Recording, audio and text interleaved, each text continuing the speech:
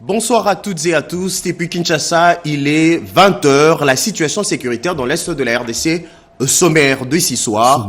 La notabilité du Grand Nord sollicite une participation active dans le processus de paix. Pour cette communauté, la guerre dans l'est du pays a entraîné une vague de déplacements massifs de la population. On fait le point dans un instant.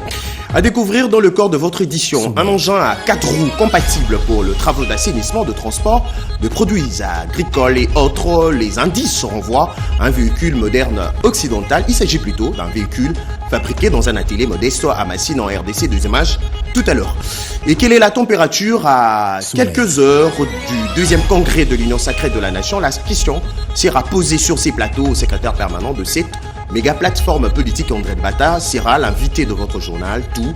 Oui, tout. Nous vous dirons tout à ces sujets. Voilà tout pour le grand ligne d'actualité. Avant de développer ces titres, en bref, si vendredi, avant d'entamer la 56e réunion ordinaire du Conseil de ministres, le président de la RDC a posé pour la photo de famille officielle avec le membre du gouvernement Souminois II, le garant de la nation, champion de la masculinité positive, s'est prêté à l'exercice aux côtés de la première ministre et toutes les femmes du gouvernement avant de le faire avec les autres membres du gouvernement. Et puis hier, à Mankao, le chef de l'État, Félix Tshisekedi, a lancé la campagne agricole 2025-2026 dans la commune de Maluku. L'agriculture figure parmi les priorités de sa vision demain. Cette édition avec ses reportages signés Rachel Foutou, Roger Diaye et Bienvenue Kabamba. La revanche du sol sur les sous-sols n'est pas qu'un simple slogan pour le président de la République Félix Antoine Tshisekedi Tshilombo. Le chef de l'État a lancé ce jeudi 28 août la campagne agricole 2025-2026 à Menkao, à l'est de Kinshasa, dans la commune de Maluku.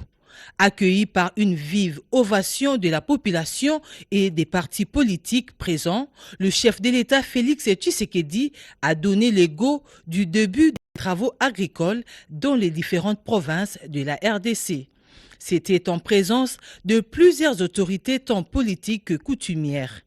Monté à bord d'un engin de marque Case 125 de la société Congo Motors, l'un des partenaires de ces grands programmes, le président Félix Tshisekedi a labouré quelques arpents de terre pour lancer officiellement la campagne agricole.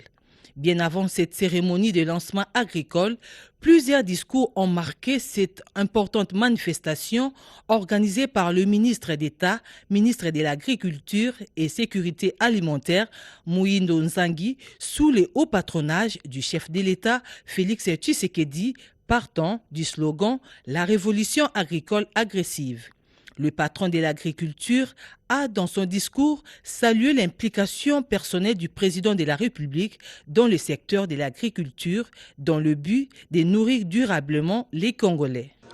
Je voudrais vous dire, ce jour de lancement de la campagne agricole 2025-2026, que notre pays a une chance particulière, celle d'avoir un président visionnaire. Il a mobilisé les fonds de tous les bailleurs de fonds qui existent, la Banque mondiale comme la Banque africaine de développement, comme il vient d'être dit ici. Il ne s'est pas arrêté là. Il a fait une commande colossale des engins agricoles, les tracteurs que vous voyez devant vous. Il est maintenant de notre responsabilité en tant qu'exécutant de faire notre part. L'agriculture, c'est la priorité, puisque personne d'entre nous ici ne peut faire 2 jours sans manger. Donc nous sommes obligés tous les jours de recourir aux produits de l'agriculture. Les agents de l'agriculture ne doivent pas être la risée du monde.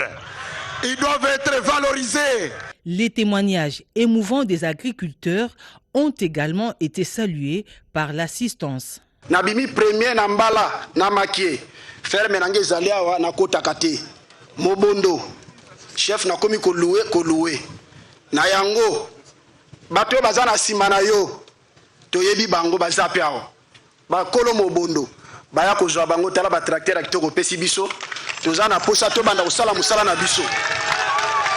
Après ces lancements, devront suivre les travaux agricoles dans chacune des provinces de la RDC pour la marche de l'année 2025-2026. On change carrément de registre. Le vice-premier ministre de la Défense nationale s'est rendu au centre d'instruction de Lokando à 60 km de Kindu dans le Maniema. Maître Guy Kabombo Moyenvita a voulu palper la réalité sur terrain. Sandra Nyangui et Jereste Funge. Au cœur du Maniema, à plus de 60 km de Kindu, le vice-premier ministre, ministre de la Défense nationale, maître Guy Kabombo Moyenvita, a bravé les difficultés d'accès et la route délabrée pour rejoindre personnellement le centre d'instruction de Lokando. Un déplacement révélateur d'un engagement profond, redynamiser les FARDC à travers une formation militaire solide et structurée. Dans la vision du commandant suprême Félix Antoine Tshisekedi Tshilombo, la montée en puissance de FARDC passe par la discipline, l'entraînement et le renforcement des capacités opérationnelles. Et c'est précisément ce que maître Guy Kabombo Moyenvita est venu relancer à Lokando, un centre stratégique capable d'accueillir plus de 3000 recrues, mais laissé à l'abandon depuis plusieurs années. Face à cette situation, le vice-premier ministre, ministre de la Défense nationale, a annoncé sa volonté ferme de réhabiliter le site et d'y envoyer rapidement une nouvelle cohorte. L'objectif est de bâtir une armée professionnelle, républicaine et dissuasive. Cette décision s'inscrit dans la droite ligne de conduite du gouvernement dirigé par la première ministre Judith Suminwa Tuluka qui place la sécurité et la souveraineté nationale au cœur de ses priorités. En dépit des contraintes logistiques, cette visite clôture une tournée d'itinérance marquée par le courage, l'écoute et la proximité. C'est la toute première fois que nous avons vu le vice-premier ministre de la Défense venir nous visiter ici. C'est vraiment un miracle pour nous. Je pense qu'il y aura de bonnes choses après lui. Maître Guy Kabombo Moyenvita repart de Kindu avec une promesse, celle d'un retour effectif à Lokando, non pas comme souvenir militaire, mais comme pilier vivant de la renaissance des FARDC. Retenez ces chiffres, 600 ex-combattants seront demobilisés dans le Tanganyika. Le programme de désarmement, démobilisation, relèvement communautaire et stabilisation a lancé officiellement ces processus. Le go a été donné par le gouverneur de province en présence du coordonnateur national adjoint de PDDRCS chargé des opérations. Peggy Mukunda pour le résumé. Environ 600 ex-combattants issus des groupes armés Fimbo Nafimbo, Okilima, Ngoma Pasuka et Bilozé Bichambuke viennent d'être démobilisés. La cérémonie officielle du lancement des opérations de démobilisation de ces ex-combattants par le programme de désarmement, démobilisation, relèvement communautaire et stabilisation a été présidée par le gouverneur de la province du Tanganyika, Christian Kitungwa, au village Tumbwe, situé à une dizaine de kilomètres du sud du territoire des Kalemi. Ces derniers a rendu un vibrant hommage au chef de l'État, Félix Antoine Tshisekedi, pour son leadership et son engagement en faveur de la pacification de l'Est du pays. Pour sa part, le coordonnateur national adjoint du PDDRCS en charge des opérations, Marie-Chantal Lumba, a salué les efforts du gouvernement provincial qui travaille d'arrache-pied pour la consolidation de la paix dans les Tanganyika. Cette cérémonie solennelle n'est pas seulement un rituel institutionnel, elle constitue l'expression concrète de la volonté ferme de son Excellence Félix Antoine Tshisekedi, président de la République et chef de l'État, de restaurer la sécurité et la stabilité. Cérémonie marquée par la visite de différents stands mis en place pour les opérations de l'identification des ex-combattants jusqu'à la remise officielle du certificat d'éligibilité. Je le disais à l'ouverture de cette édition, la situation sécuritaire dans l'est de la RDC a entraîné une vague de déplacements massifs de la population. Une situation qui préoccupe la notabilité du Grand Kivu. Elle sollicite une participation active dans le processus de paix. On fait le point avec Yvette Mankuntima et Rikinzouzi. C'est une région au paysage idyllique et réputée dans son ensemble pour être un paradis sur terre. Le Grand Kivu, qui regroupe 3 provinces notamment, le Maniema, le Nord et Sud Kivu, est malheureusement secoué au cours de son histoire par des conflits récurrents dus à la convoitise de ses nombreux atouts et richesses. La notabilité et communauté Grand Kivu, du moins ses membres, et autorités coutumières se sont réunies autour de leur président Joseph Nkinzo pour saluer les avancées diplomatiques réalisées sous la vision éclairée du chef de l'État. Après tous ces accords, les terroristes du M23 et l'AFC continuent leur sale besogne et massacrent la population. Les autorités coutumières et notables du Grand Kivu sollicitent auprès de la plus haute autorité de la RDC, Félix Antoine Tshisekedi Tshilombo, leur participation aux différentes étapes du processus de paix. Nous nous sommes réunis pour échanger sur la question des différents accords qui sont en train d'être signés dans notre pays. Et c'est la question de nos espaces qui sont pris en compte, mais nous, on n'est pas associés dans ces démarches. On aimerait assez que nous soyons partie prenante dans tous ces accords-là, qu'on sache de quoi il s'agit et qu'est-ce que nous pouvons apporter pour que la paix puisse être rétablie dans notre territoire. Et nous allons mener ce combat jusqu'au bout. Nous saluons la diplomatie agissante du président de la République. En outre, les membres de cette structure ont tous à l'unanimité exprimé leur satisfaction et fierté au chef de l'État pour la reconduction et nomination des filles et fils du Grand Kivu au sein du gouvernement Souminois II. L'actuel ministre des Infrastructures et Travaux publics veut renforcer le partenariat régionaux et internationaux. John Bonzalunda a échangé avec l'ambassadeur de la Tanzanie et celui de la Chine ainsi que le président, directeur général sud-africain Robert Gumed. Objectif, accélérer la réalisation de projets routiers et sociaux d'envergure. Eric Kabamba et Robert Kalemba. Deux ambassadeurs reçus tour à tour le même jour par le ministre des Infrastructures et Travaux publics. Le premier a discuté avec John Bonzalunda, c'est l'ambassadeur tanzanien en poste à Kinshasa.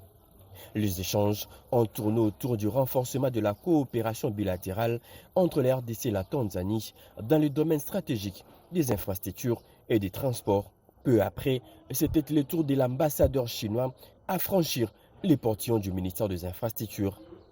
Auprès de John Bonzalunda, Zhao Bin a insisté sur la solidité du partenariat sino-congolais dans le domaine des infrastructures.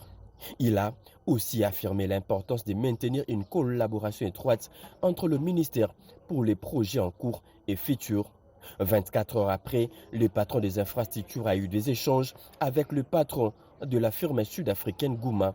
Sur la table de discussion, les gigantesques projets de liaison routière entre les RDC et ses pays voisins. Ces projets visent aussi à connecter chaque village, ville et agglomération de la RDC. Il est estimé à la hauteur de 450 millions de dollars.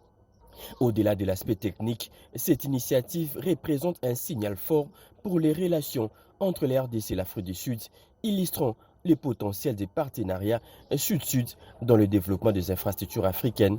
Toutes ces discussions démontrent la volonté affirmée de John Bonzalunda de faire des infrastructures un levier stratégique pour le développement et la coopération régionale. Il est permis à nos architectes de s'y projeter dans l'avenir. Possibilité donnée par l'Institut supérieur d'architecture et d'urbanisme. Il organise un concours en marge de travaux du 14e congrès de l'Union des architectes d'Afrique qui s'y tient au Centre culturel de Kinshasa. C'est un reportage signé Pati Tundwango et JP Mouwayi. Au troisième jour des travaux du 14e congrès de l'Union des architectes d'Afrique, l'Institut supérieur d'architecture et d'urbanisme a prévu un concours pour 2 promotions. Il nous a été demandé de faire un stand d'exposition. Objectif, allier théorie à la pratique pour ces architectes en devenir. Explication du chef des travaux, Willy Chollet.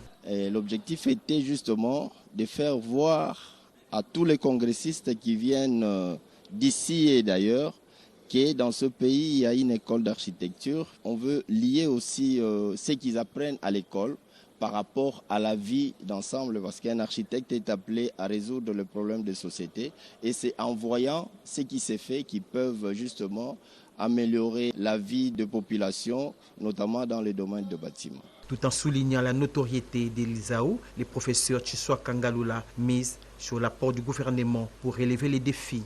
Tous ceux qui étaient dans la salle, du moins les architectes congolais, sont les produits d'Elisaï. On a déjà planté les décors. Les gens ont pu comprendre et savoir que les architectes congolais, ils existent. Et à partir de ça, je crois qu'ils peuvent faire confiance aux architectes congolais qui peuvent aussi produire de belles œuvres telles qu'on les voit ailleurs et penser à ce que la population puisse avoir un accès facile à l'architecture. Donc l'architecture pour tout le monde. Placé sous les thèmes résilience des villes africaines face à l'exploitation minière et industrielle et face aux catastrophes naturelles, ce 14e congrès réunit tous ceux qui sont concernés par l'architecture africaine. Et puis cette déclaration, l'Afrique ne doit rien au monde, c'est le monde qui doit à l'Afrique. De propos tenus par Steve Mbikai à Accra au Ghana, ce député national de la RDC a porté la voix de son pays aux travaux mixtes de parlementaires africains sur la justice climatique, le développement durable et la coopération sud-sud de Tosungu. L'Afrique ne doit rien au monde, c'est le monde qui doit à l'Afrique. Voici le message clé porté par le jeune parlementaire de l'Afrique à la 5e édition de la conférence africaine sur la dette et le développement Afroded à Accra, au Ghana.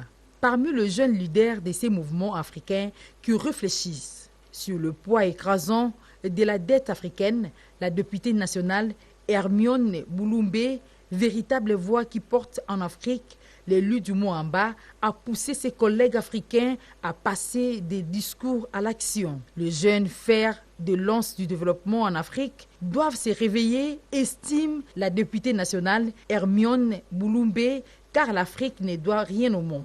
C'est très important que les gens comprennent, particulièrement mon pays, qu'aujourd'hui on parle de la justice réparatrice. Il n'y a aucune dette. L'Afrique ne doit rien au monde. Par contre, c'est le monde qui doit en Afrique. Vous avez suivi le secrétaire général des jeunes parlementaires africains qui a bien milité, qui a bien expliqué l'importance de relayer ces problèmes au niveau de nos parlements pour que les problèmes soient compris en Afrique et dans tous les pays. Les jeunes, réveillez-vous. Aujourd'hui, le développement d'un pays passe par les jeunes. C'est très important que les jeunes comprennent notre rôle au sein de nos différents pays. Les jeunes doivent comprendre que non, on doit s'élever. Durant 3 jours, soit du 27 au 29 août, de jeunes leaders africains discuteront sur le thème « Crise de la dette en Afrique » avec des analyses du cadre de réparation et de la justice réparatrice. Adapter le texte aux réalités actuelles dans le secteur médiatique, le directeur central de la télévision nationale était autour de la directrice générale Sylvie Elengue Nyembo. Une réunion stratégique axée sur la révision du décret numéro 09/62 du 3 décembre 2009, document de base encadrant le fonctionnement de ces médias publics. Le compte rendu avec Patricia Ungu et Siande Emaka. Les directeurs centraux de la radio-télévision nationale congolaise ont pris part à une réunion technique. Il était question de revisiter ce décret numéro 09/62 du 3 décembre 2009, document fondamental qui régit le fonctionnement actuel de la RTNC. Cette démarche s'inscrit dans la volonté d'adapter les textes à la réalité actuelle du média public dans un environnement en pleine mutation. Cette séance qui a un peu abouti à des échanges fructueux pour l'avenir et nous allons nécessairement retenir ce qu'il faut pour présenter au niveau du ministère des recommandations issues de cette réunion. Cette rencontre est une étape importante dans la modernisation de la gestion administrative de la radio-télévision nationale congolaise, telle que voulue par les constituants et les gouvernements de la République, par l'entremise du ministre des tutelles, Patrick Mouyaya Katembwe. Dans l'actualité également, de jeunes ingénieurs congolais ont reçu de mettre au point un prototype de véhicule destiné au transport de produits agricoles dans le milieu rural, une innovation qui vise à valoriser le savoir-faire congolais. Cédric Enina, Regan Shinando et Bijou Kamba. Un prototype made in Congo. C'est une véritable fierté nationale qui prend forme à Kinshasa. Un engin roulant multifonctionnel, pensé et conçu localement par de jeunes ingénieurs congolais, dont l'un issu de la diaspora. Alors, j'ai voulu concevoir ce prototype parce que, en fait, pour moi, il y a une nécessité qu'au Congo, on puisse fabriquer aussi bien des véhicules que d'autres produits et qu'on ne soit pas dépendant uniquement des pays asiatiques ou des pays occidentaux. Je veux vraiment qu'on donne à notre pays une totale autonomie. Sortis tout droit des ateliers des Massina Petro-Congo, ces véhicules utilitaires incarnent l'innovation à la congolaise. Il ne s'agit pas seulement d'un défi technique, mais d'une réponse concrète à des problématiques locales, le transport des produits agricoles vers les centres urbains, l'évacuation des déchets ou encore la création d'emplois durables. Emmanuel, en charge de l'ingénierie, souligne ici l'importance d'un tel outil dans l'amélioration de la vie quotidienne des populations rurales et urbaines. C'est une camionnette qui va répondre aux exigences du transport de biens et de marchandises.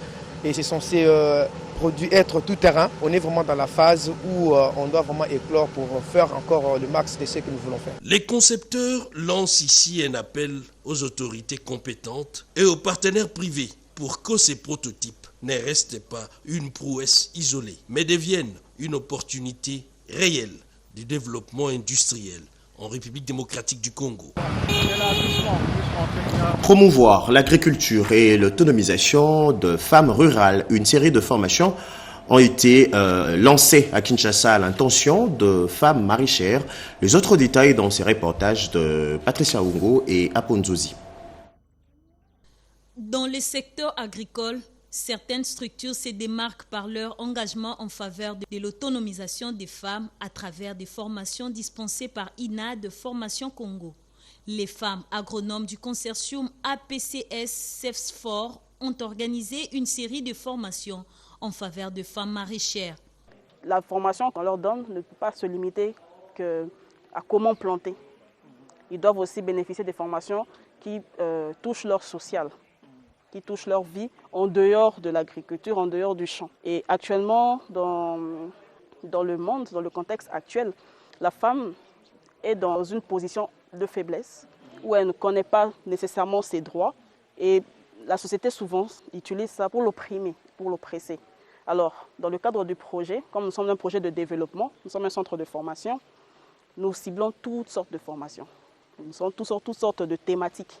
Entre autres, la sensibilisation sur les droits de la femme, le leadership féminin, donc l'agriculture, les techniques agricoles, on touche à tout. Une initiative qui s'inscrit dans la dynamique de la lutte contre l'insécurité alimentaire conformément à la vision prônée par le chef de l'État, Félix Antoine Tshisekedi Tshilombo, de la revanche du sol sur le sous-sol et celle de la promotion de la classe moyenne grâce à l'agriculture. C'est aussi dans l'optique de booster les développements à la base. D'un sujet à un autre, deux accords ont été signés entre la RDC et le Japon dans le secteur minier. L'un consiste à l'exploitation du manganèse dans le Congo central et l'autre sur l'acquisition de données géospatiales en faveur du service géologique national du Congo. Et c'est grâce aux opportunités d'affaires qu'offre l'ANAPI aux potentiels investisseurs. Yvette Mankuntinma et Olivier Polo. Au-delà des échanges traditionnels, la TICAD 9 a permis aux États africains présents de renforcer leurs liens de coopération avec le Japon dans plusieurs domaines, notamment économiques, incluant l'ensemble des agrégats de développement dans le but de stimuler les investissements en Afrique. Au cours de ces travaux, la chef du gouvernement congolais a visité les stands de l'Agence nationale pour la promotion des investissements ANAPI, où elle a été accueillie par une forte délégation de l'ANAPI, représentée par la directrice générale Rachel Punguluamba. Cette visite a été l'occasion de mettre en lumière les opportunités d'affaires dans les secteurs prioritaires en RDC. Ce forum qui s'est bien soldé puisqu'il y a eu notamment la signature d'un MOU entre deux structures, deux entreprises, une entreprise privée congolaise, Kivuvu, et une entreprise privée japonaise, AML, qui vont exploiter le manganèse et toute la chaîne de valeur autour dans le Congo central. Donc c'est une grande avancée. Un partenariat qui naît, grandit et ouvre la voie à d'autres horizons.